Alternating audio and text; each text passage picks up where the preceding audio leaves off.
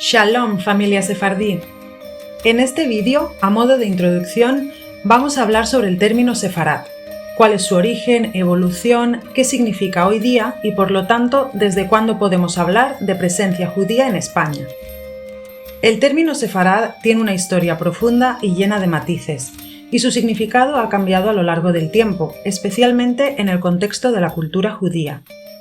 Sefarad en hebreo significa España, pero históricamente se ha hecho referencia a Sefarad para identificar a la península ibérica, es decir, España y Portugal. En el siglo XV, algunos autores judíos señalaron que los primeros hebreos llegaron a España desde épocas muy antiguas, anteriores incluso a la llegada del cristianismo. Sostenían que los primeros judíos llegaron a la península ibérica tras la destrucción del primer templo de Jerusalén por el rey babilonio Nabucodonosor II, en el año 587 a.C. De hecho, la primera referencia al término sefarad la encontramos en un versículo de la Biblia del libro del profeta Abdías, en el que se indica: «y los deportados de Jerusalén que están en Sefarad».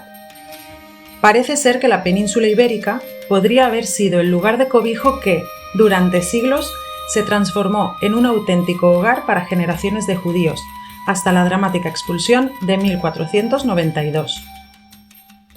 Por su parte, historiadores como Menahem Stern han investigado la presencia judía en España antes del Imperio Romano, situando su llegada a Hispania entre los siglos I y II a.C.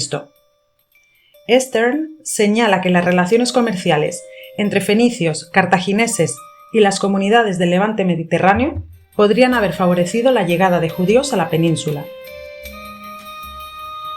No obstante, si consideramos los escritos de autores como Plinio el Viejo o Tertuliano y sumamos la evidencia arqueológica, la presencia judía en la península parece haber comenzado con la destrucción del segundo templo de Jerusalén por los romanos en el año 70 de nuestra era. A partir de entonces, las comunidades judías se establecieron en diversas regiones de lo que hoy conocemos como España, especialmente en la costa levantina y en el sur de la península.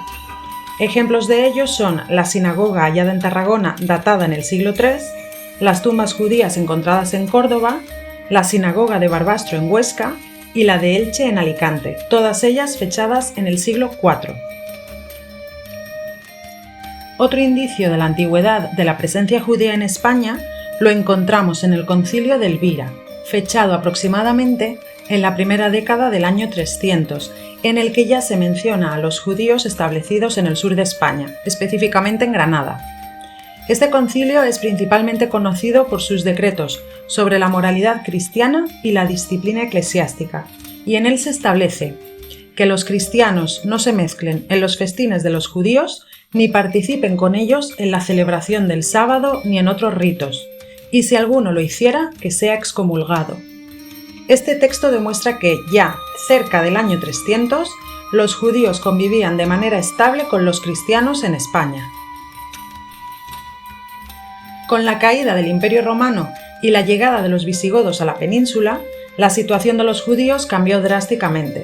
A diferencia de los romanos, los visigodos impusieron políticas religiosas más restrictivas, lo que llevó a una serie de conversiones forzadas al cristianismo. Además, en el siglo VII, el rey visigodo Recesvinto promulgó leyes que discriminaban a los judíos, reflejando el creciente rechazo hacia su presencia. A pesar de estas restricciones, algunas comunidades judías lograron sobrevivir, especialmente en las grandes ciudades. Sin embargo, la situación de los judíos mejoró con la llegada de los musulmanes en el año 711. Bajo el dominio musulmán, especialmente en el Emirato y Califato de Córdoba, los judíos experimentaron una relativa prosperidad social y económica. Fueron considerados dhimis o pueblos protegidos, lo que les permitió practicar su religión con cierta libertad, aunque debían pagar un tributo a cambio de su protección. En el siglo X, las principales comunidades hebreas andalusíes se encontraban en Córdoba, Toledo, Lucena y Granada. La mayoría de los judíos andalusíes se dedicaban a la agricultura, la artesanía y el pequeño comercio, mientras que los miembros más destacados de las aljamas se ocupaban del comercio internacional, la medicina y diversos oficios de la corte. Al mismo tiempo, en los reinos cristianos, la actitud hacia los judíos era también positiva, como lo demuestran los primeros fueros y cartas de población, reflejando la convicción de las autoridades sobre el valioso papel que los judíos desempeñaban en la repoblación y organización del territorio. Desde el siglo X hay registros de la presencia judía en Valencia, Galicia, León, Burgos, La Rioja y Cataluña. Varios fueros de los siglos XI y XII aseguraron la autonomía administrativa y judicial de los judíos, ya organizados en aljamas. Estos fueros detallaban los privilegios otorgados a los judíos, tales como el derecho a practicar libremente su religión, el reconocimiento de la plena propiedad de todos sus bienes muebles e inmuebles, la confirmación legal de los contratos de préstamo y la autonomía judicial en causas civiles y criminales. Es relevante también que el rey Alfonso VI de Castilla y León tuviera en su corte a destacados colaboradores judíos como Yishak ibn Salib o Rabí Yosef Hanassi Ferrusiel, quien fue médico del rey y gozó de gran influencia política. De hecho, se escribió sobre él: cuando los grandes y el rey se reúnen en consejo, todos asienten ante Yosef, espejo de su gloria. Además, fue elogiado por la protección que brindó a los judíos que emigraron de las tierras musulmanas hacia las cristianas. Sin embargo, al igual que ocurría en Al-Ándalus, las favorables condiciones jurídicas, sociales y económicas de las que disfrutaban los judíos no garantizaban su igualdad con la población cristiana. La legislación eclesiástica les prohibía hacer proselitismo, imponía estrictas limitaciones en sus relaciones con los cristianos y les vetaba el acceso a oficios y cargos públicos que implicaran jurisdicción sobre ellos. La reticencia popular hacia los judíos aumentó a partir del siglo XII, lo cual estuvo relacionado tanto con el crecimiento demográfico de las comunidades hebreas como con el creciente poder económico de los judíos comerciantes y financieros. En la segunda mitad del siglo XII llegaron a los reinos hispano-cristianos numerosos grupos de judíos andalusíes que huían de la intolerancia religiosa de los almohades, nuevos gobernantes de Al-Ándalus tras su invasión en 1147. Esta inmigración hebrea andalusí tuvo una gran influencia en el judaísmo de los reinos de Castilla y Aragón. Las juderías de ciudades como Toledo y Gerona crecieron significativamente. Muchos de los recién llegados formaban parte de la élite económica e intelectual, lo que propició el desarrollo de una ciencia específicamente sefardí en la España cristiana y un notable aumento de judíos ocupando puestos de importancia en las cortes reales, así como en diversos oficios públicos, en su mayoría relacionados con la fiscalidad. Así comenzó una etapa de esplendor en la historia de los judíos hispanos, aunque no estuvo exenta de tensiones y dificultades. A lo largo del siglo XIII, el número de funcionarios y cortesanos judíos creció significativamente, tanto en la corte castellana como en la aragonesa. En la corona de Aragón destacaron las familias judías Abenmenasé, Raballa, Portella, Abinafia, Alconstantini y Caballería, mientras que en Castilla se distinguieron como tesoreros o almojarifes reales don Yishak de la Maleja y don Abraham el Barchilón en el siglo XIII, y Samuel Haleví, Mair Abenamias y Abraham ibn Sarsa en la segunda mitad del siglo XIV. Sin embargo, a pesar del poder que muchos judíos ostentaban, en 1278 don Yishak fue condenado a la horca por un supuesto desvío de fondos. Además, en 1281, el rey ordenó encarcelar a todos los judíos que se encontraran en las sinagogas el primer sábado de enero y no liberarlos hasta que pagaran una indemnización superior a los 4 millones de maravedíes. Desde mediados del siglo XIII, el antijudaísmo avanzó en los reinos hispanos no solo en el ámbito doctrinal, sino también en el legislativo. A medida que avanzaba la Reconquista y los reinos cristianos recuperaban territorios musulmanes, la situación de los judíos en estos reinos cristianos se volvió variada.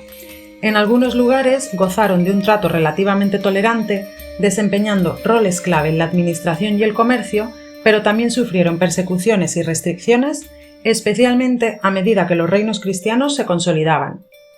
Las tensiones religiosas aumentaron y muchos judíos fueron forzados a convertirse al cristianismo, convirtiéndose en conversos o judeoconversos. En este contexto, es importante recordar los pogromos de 1391, una serie de violentos ataques contra las comunidades judías en varias ciudades de las coronas de Aragón y Castilla. Durante estos pogromos, miles de judíos fueron asesinados y muchos más se vieron forzados a convertirse al cristianismo, aunque muchos continuaron practicando el judaísmo en secreto, siendo conocidos como marranos. Los pogromos comenzaron en Sevilla en junio de 1391 y se extendieron rápidamente a otras ciudades como Córdoba, Toledo, Barcelona, Valencia, entre muchas otras. Al igual que en épocas anteriores, estos ataques fueron impulsados por una combinación de factores sociales, económicos, religiosos y políticos. Los judíos fueron culpados de ser responsables de la propagación de la peste y de la pobreza económica, debido a su prosperidad en el comercio y las finanzas. Además, la Iglesia Católica siempre los acusó de herejes, lo que generó tensiones crecientes entre judíos y cristianos. A partir del siglo XV, con la consolidación de los reyes católicos Isabel y Fernando, la situación de los judíos empeoró considerablemente. En 1478 se estableció el Tribunal de la Inquisición, que se centró principalmente en los conversos, a quienes se les acusaba de practicar el judaísmo en secreto. La presión religiosa aumentó y, en 1492, los reyes católicos emitieron el Edicto de Expulsión, que obligaba a todos los judíos a abandonar España o convertirse al cristianismo. La expulsión de los judíos en 1492 marcó el final de siglos de presencia judía en la península ibérica. Alrededor de 200.000 judíos fueron obligados a abandonar España y muchos se exiliaron a otras partes de Europa, África o América. Esta dispersión dio lugar a la diáspora sefardí, una de las más relevantes en la historia judía. A pesar de la expulsión, los sefardíes lograron mantener su identidad cultural y religiosa, así como su lengua, el ladino o judeo-español, transmitiendo su legado a lo largo de las generaciones. Historiadores como Shlomo Pines, Hershom Scholem, Jacob Mann y Chaim Beinart han profundizado en la importancia de Sefarad dentro del contexto del exilio sefardí, especialmente tras la expulsión de los judíos de España en 1492. Yosef Haim Yerushalmi resalta cómo Sefarad se convirtió en un símbolo central de la identidad judía española después de la expulsión. Hoy en día, Sefarad sigue siendo un concepto clave en la identidad de los judíos de origen ibérico, así como en las políticas de restitución y reconciliación para los descendientes de los sefardíes que fueron exiliados. En 2015, España otorgó la nacionalidad a los descendientes de los judíos sefardíes como parte de un esfuerzo por reparar los daños históricos causados por la Inquisición.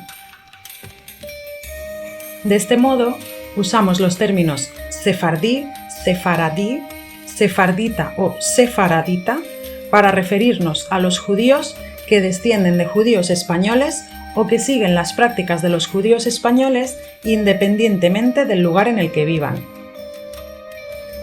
Si os interesa conocer más sobre este tema, os recomiendo el libro de la historiadora Paloma Díaz Mas, Breve Historia de los Judíos, en el que hace un recorrido completo sobre la historia de los judíos en España, desde sus primeros asentamientos en la época romana hasta la expulsión en 1492.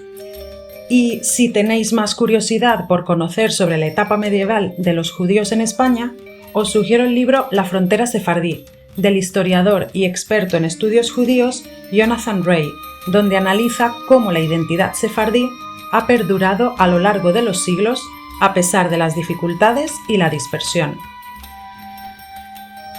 Os dejo el enlace directo a estos libros y a otra bibliografía en la cajita de información de este vídeo para que podáis contrastar la información que os comparto. Hoy me gustaría finalizar con unos versos del poema Sefarad mi terra, escrito por el poeta sefardí José Luis Rodríguez del Castillo. Espero que este contenido os guste. Si es así, os pido que os suscribáis al canal, le deis me gusta a este vídeo, lo compartáis y dejéis vuestros comentarios, por favor. De esta forma podremos llegar a más personas interesadas en este tema y así crear más material para vosotros.